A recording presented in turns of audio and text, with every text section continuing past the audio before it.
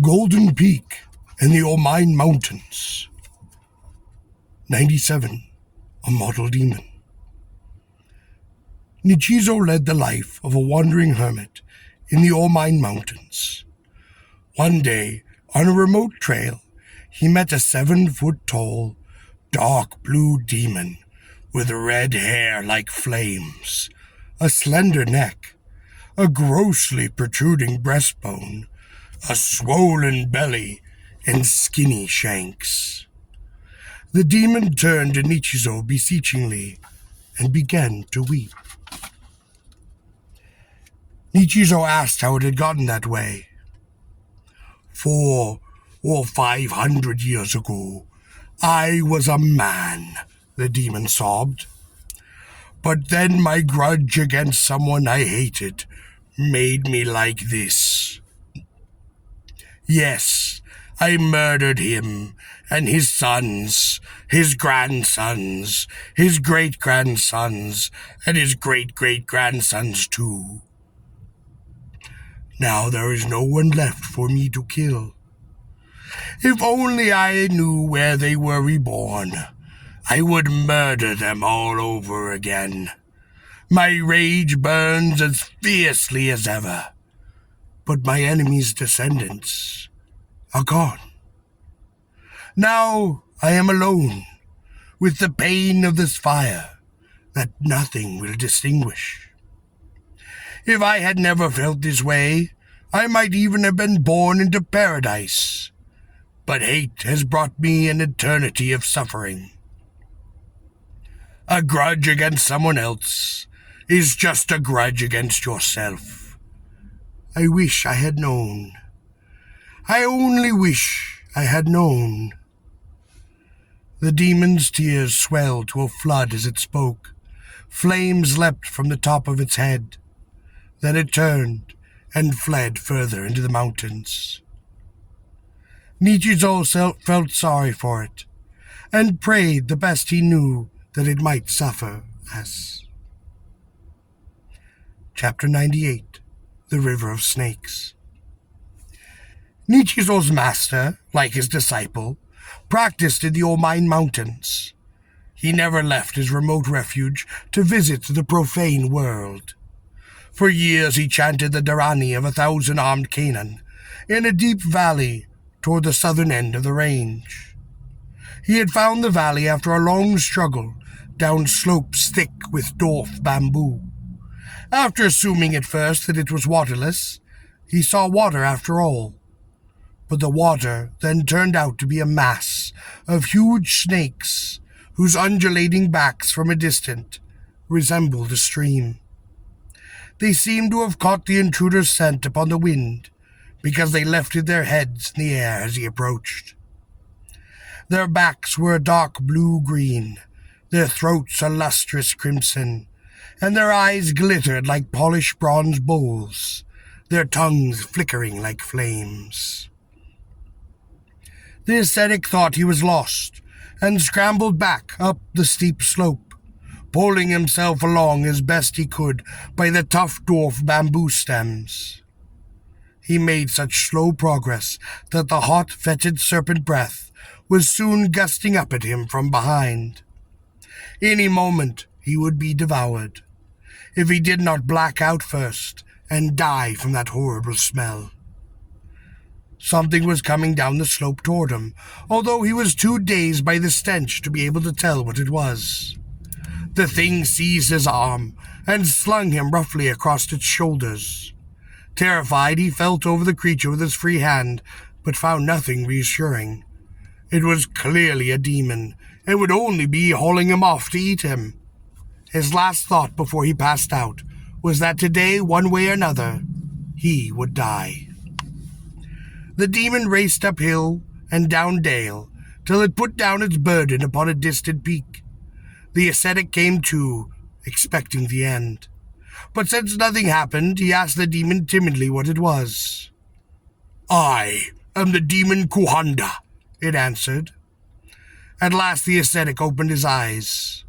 Naked but for a loincloth, the creature was 10 feet tall, its black skin glistening like lacquer, and its red hair bristling straight up. Suddenly, it turned away and vanished. The ascetic realized that his own devotion to thousand-armed Canaan must have saved him, because only thousand-armed Canaan could have come to his aid. The thought brought tears to his eyes, and he prostrated himself in thanks. He set off toward the northeast, all the while chanting the Dharani, till he came to a waterfall tumbling a good 50 feet from among the crags. It was so beautiful that he stopped a while to admire it. The moss upon the rocks beside it was especially lovely. All at once a boulder many yards across rose from the pool at the base of the fall, thrust 20 feet into the air, then sank again. Shortly it rose and subsided as before. The ascetic watched the cycle several times with mounting astonishment, till he saw that the rock was actually a huge snake which filled the pool, and which was lifting its head into the pondering waters of the fall. The snake must have been there so long. Despite his fear and his loathing, he was touched by compassion for that snake's suffering. He recited many sutras for it, and called often upon thousand-armed Canaan before he went his way. Chapter 99. The Wine Spring. Once a monk, passing through the Omine mountains, lost his way, and found himself heading down into a totally unknown valley. In the valley was a large village. He was looking forward to asking where he was, but first he came to a roofed spring. The ground all around it was paved with stone, and when he went for a welcoming drink he found that the water was yellow. It turned out to be wine. While he puzzled over this amazing discovery, a crowd of villagers gathered and wanted to know who he was. He explained how he happened to be there. "Come with me," one said, and the monk followed, unwillingly but wondering where they were off to, and whether he would be killed. They got to a large, prosperous house, and a gentleman came out to meet them. He too asked the monk to explain himself, and the monk told his story as before. The gentleman invited him in, fed him, and turned him over to a young man who was the mayor. The monk quaked to imagine what the usual place might be, but there was no escape. The young man led him to a deserted spot in the mountains, where he announced he had brought him there to kill him. "People have wandered into the village as you did several times in the past," he explained, "and we've always killed them, because we are afraid that they will talk about us in the outside world. No one out there has any idea our village even exists, you see." The monk's mind froze, but in tears he managed to remind the young man that being a monk he followed the path of the Buddha and was dedicated to the welfare of all. That was why he had been passing through these mountains in the first place. "You have no idea of the sacrifices I've made, of labors I performed in pursuit of my goal," he went on. "And now you are going to kill me because I simply lost my way. Of course I am going to die in the end, I know everyone is. That is not what I mind. It is just that it is such an awful sin for you to kill a blameless monk. Please won't you let me live?" "I see," the young man replied. "Yes, I would like to let you go, but I am so afraid of what would happen if you talked about us outside." "Oh, but I won't talk about you. Of course I won't. A man values his life more than anything, and he never forgets what he owes someone who saved him." "Oh, all right. You are a monk after all. I can see that. I will let you go, as long as you promise to keep this knowledge to yourself. I will pretend to kill you." The monk swore every way he knew how that he would keep his mouth shut. The young man, with many repetitions of his caution, showed him the path back to the outside world. One last time the monk bowed to his benefactor, assuring them that he would not forget his kindness as long as he lived. Then, with tears of emotion upon both sides, the two parted, and the monk followed the trail till he rejoined the normal path through the mountains. In due course he got back to the village he had started from. Of course, he had sworn himself to silence many times over. But he was a great talker, and was soon spouting the whole story to everyone. The general reaction was to tell me another, but he described the village and the spring of wine in such elegant detail that some high-spirited youths decided to check. It would be one thing if those villagers were gods or demons, but apparently they were just people. They could not be as scary as all that. Half a dozen of the strongest young braves set out, each armed with a bow, arrow, and club, and the monk was with them.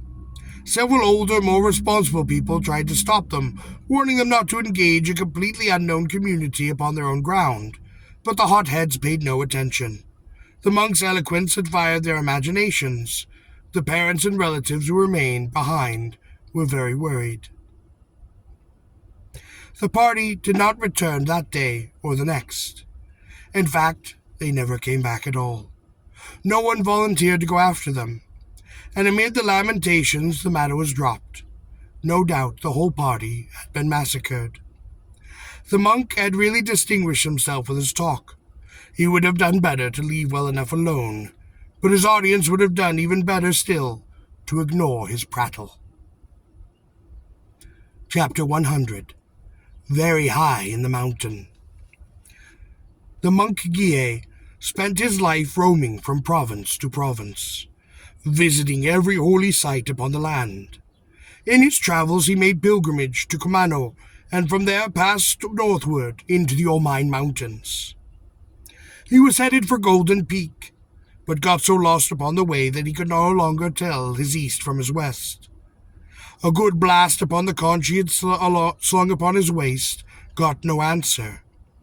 So next he climbed a peak for a better view, but all that he could see from the top was a valley after dim valley. After 10 days, Guille was so desperate that he begged the Buddha of his portable altar to lead him back to civilization.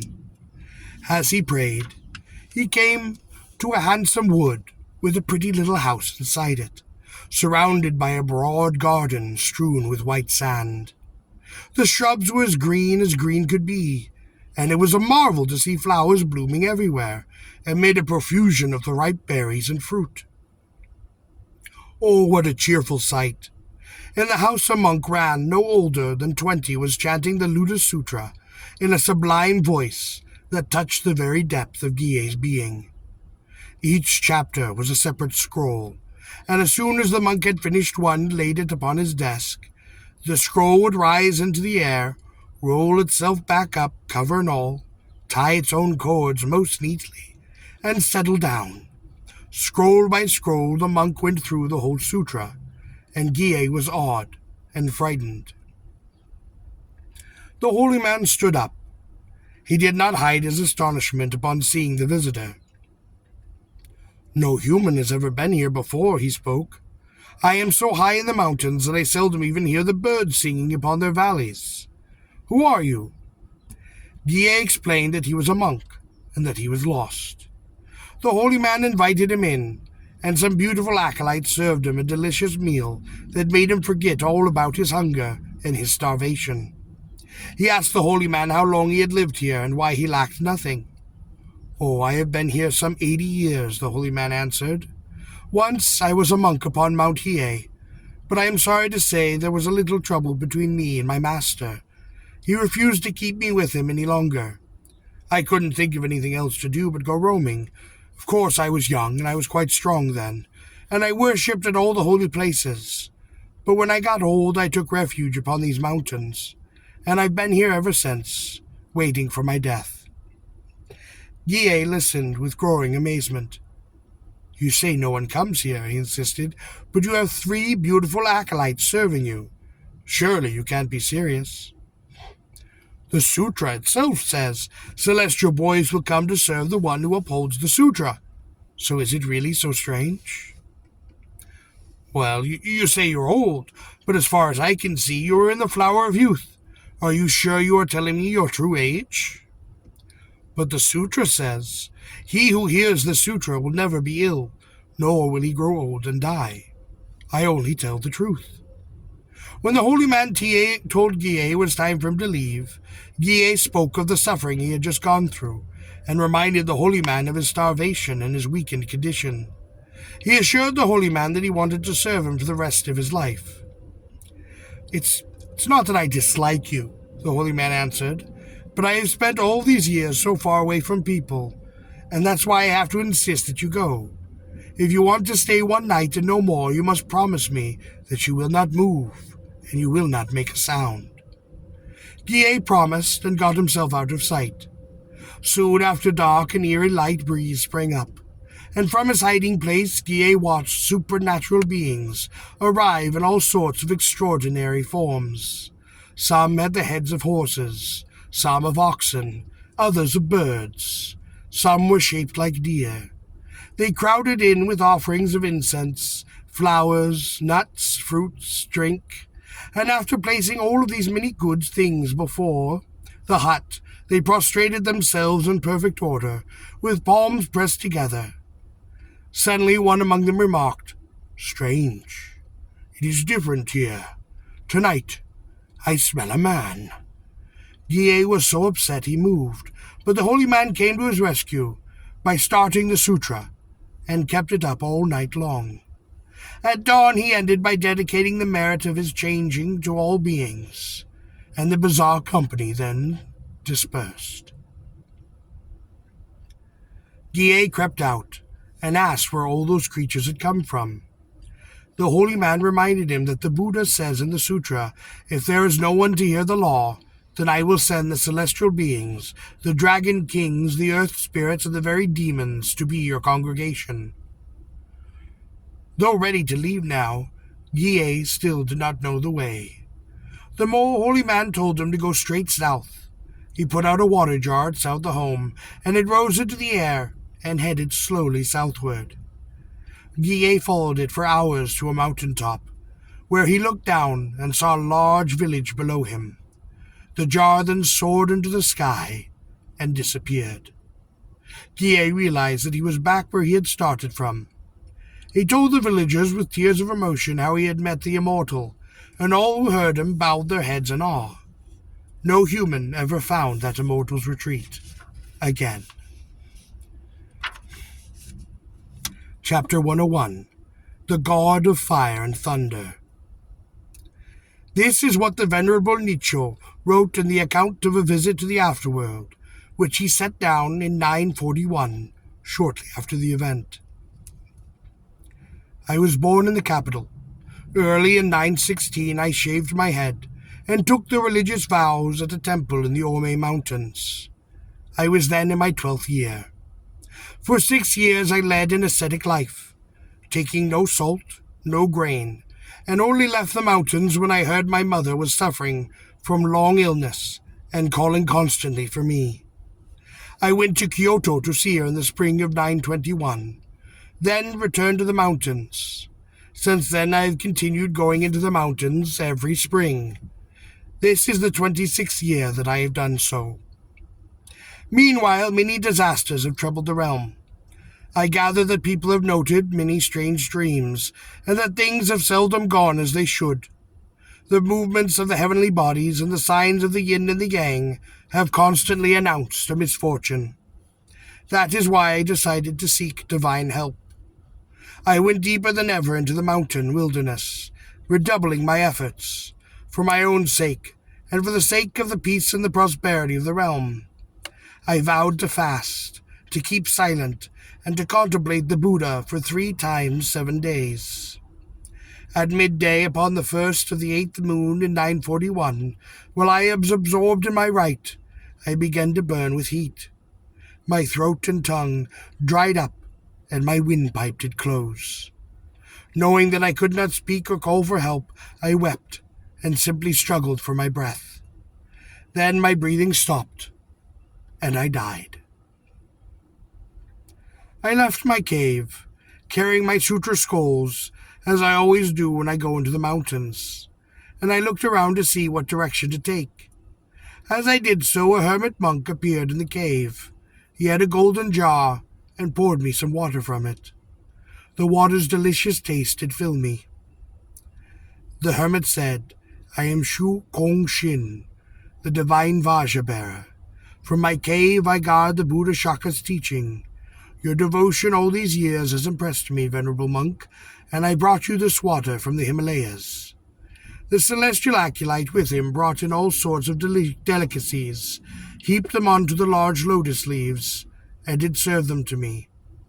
The hermit explained that the acolytes were the 28 gods who protect the aesthetic adept. Just then a noble monk descended from a peak to the west, and held out his left hand for me to take. He led me straight up the peak, which was thousands of feet deep in snow. From the top of the mountain, I saw all the world spread out below. The mountain was very beautiful. Its flat summit was immaculate, and a golden radiance did shine everywhere.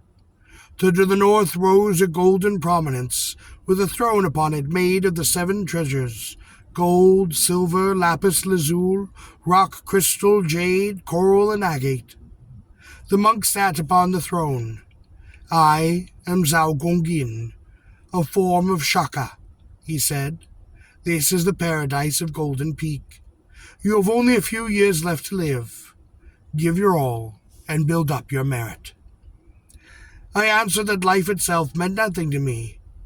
"But having chosen a spot to do just as you say," I continued, "I now find my life is nearly over before I have achieved my goal. Please tell me how many years I have left. What Buddha should I serve, and what rite should I do to prolong my life?"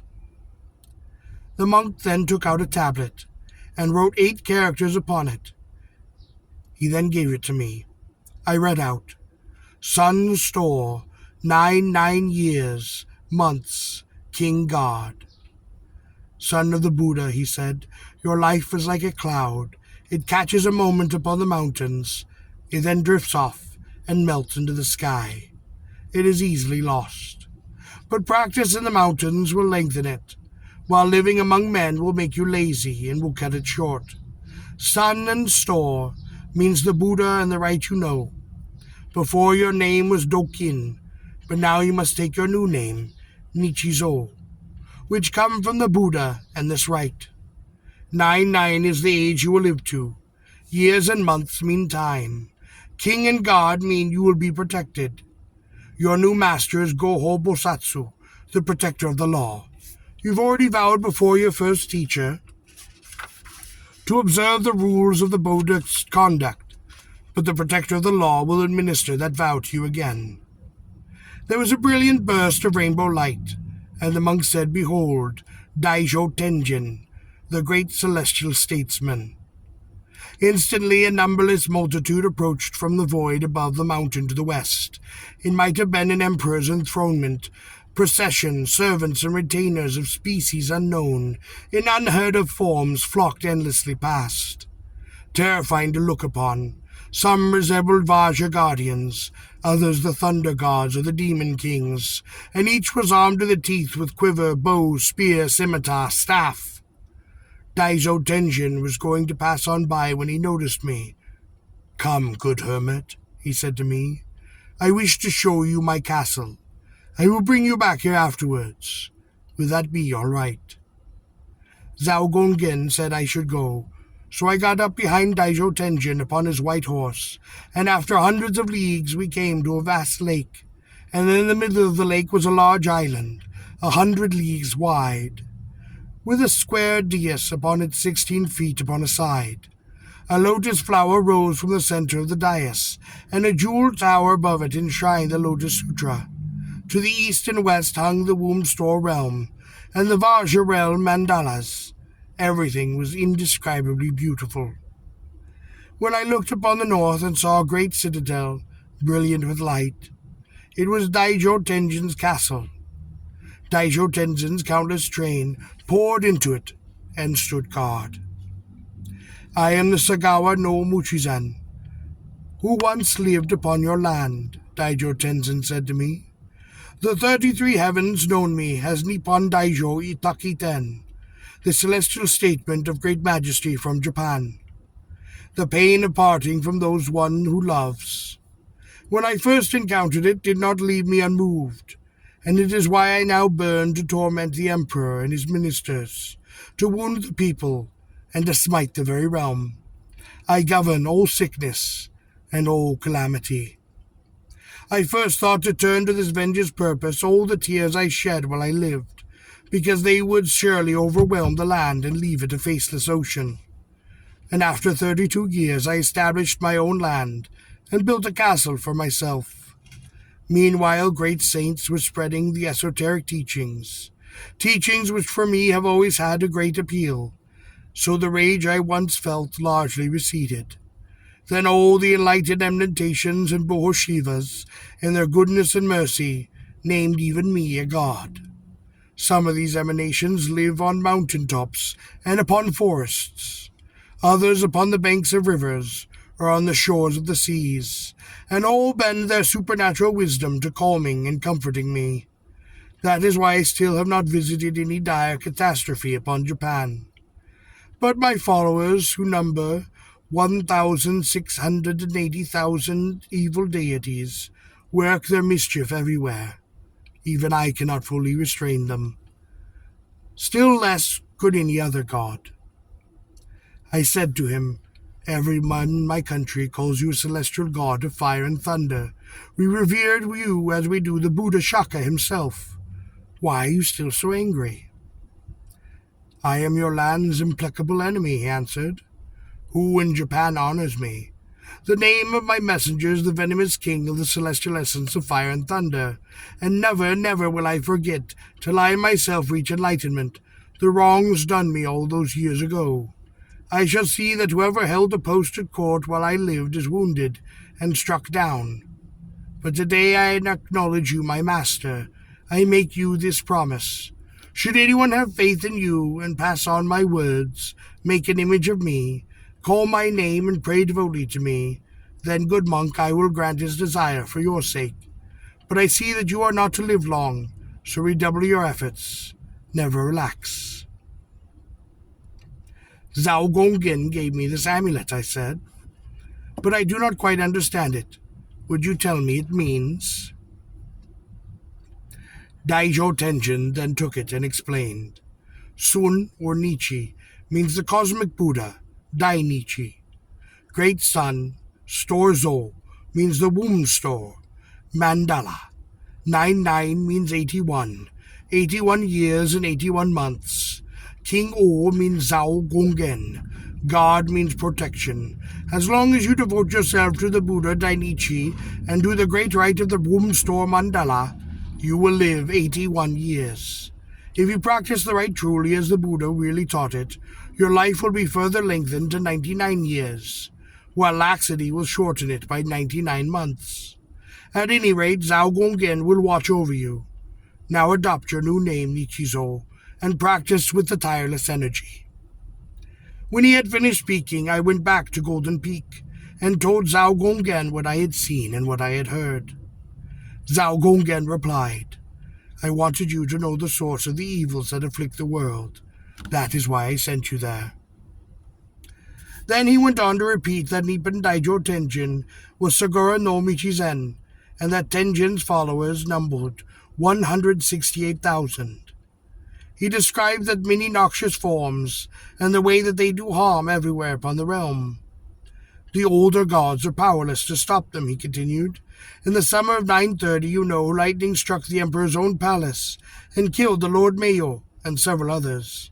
It was this messenger, the venomous king of fire and thunder, who had done it. He roasted the flesh and viscera of our own emperor Daigo, so that the emperor died. And he sent fire to temples like Oroji, Tadaiji, and others. Yes, that too was the venomous king's work.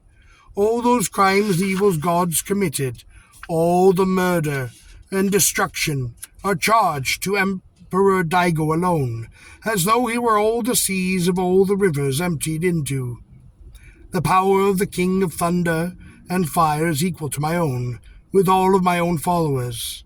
Sometimes he makes mountains crumble and shakes the very earth, or destroys the fortresses and wreaks havoc far and wide.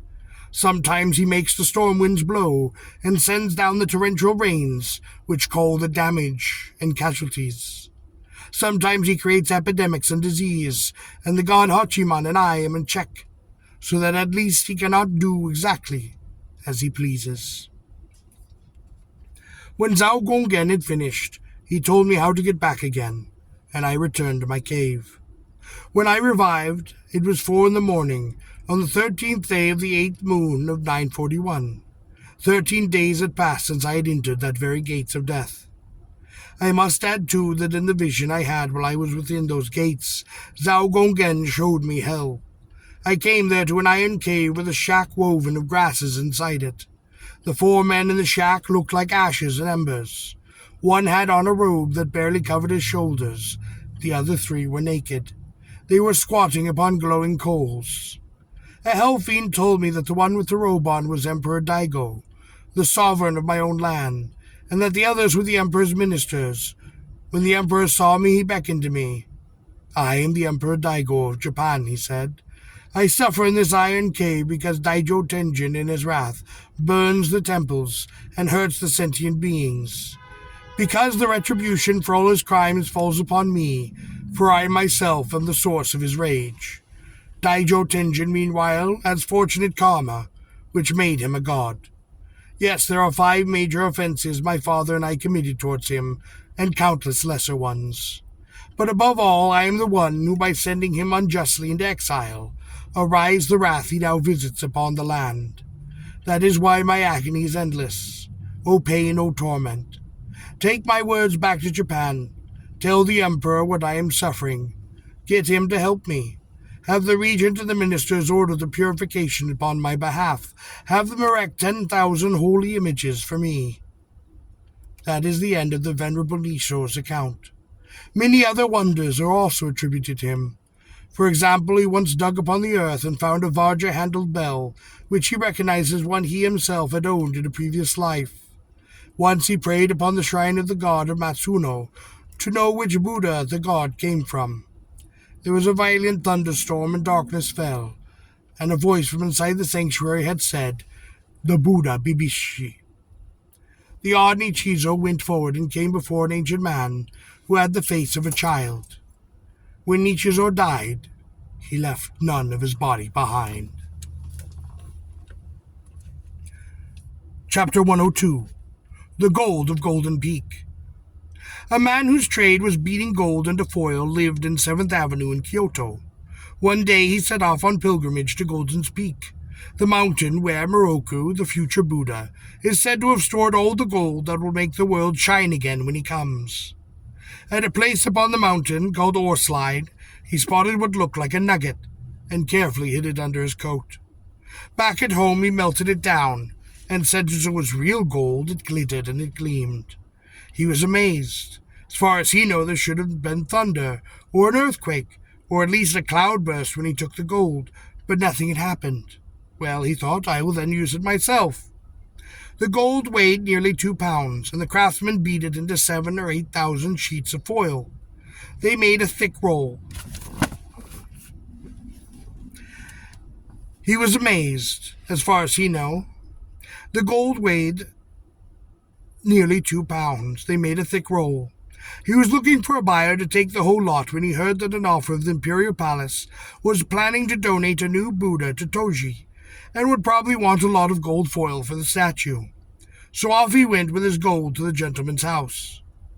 The gentleman wanted to know how much the foil his visitor had. "Oh, 7,000 or 8,000 sheets," the craftsman replied. "And are they with you?" "Oh, yes, sir." The sheets were perfect, and their color was perfect, but each one, when unrolled, turned out to have Golden Peak written upon it in tiny characters. "What does this mark mean?" the gentleman said. "But there is no mark upon them, sir. How could there be?" "But there is. Look here." Indeed there was, and the craftsman was speechless. "Something is not right," said the gentleman, and he had an underling carry the gold while he marched the craftsman off to the chief of police. The chief had the craftsman taken out to the riverbank and put to question. They tied him to a post and whipped him till his back was red and wet as the newly washed red silk. They then threw him in prison. In 10 days he was dead. The gold, they say, was returned to Golden Peak and put back where it had come from, and no one ever thought of making off with it again.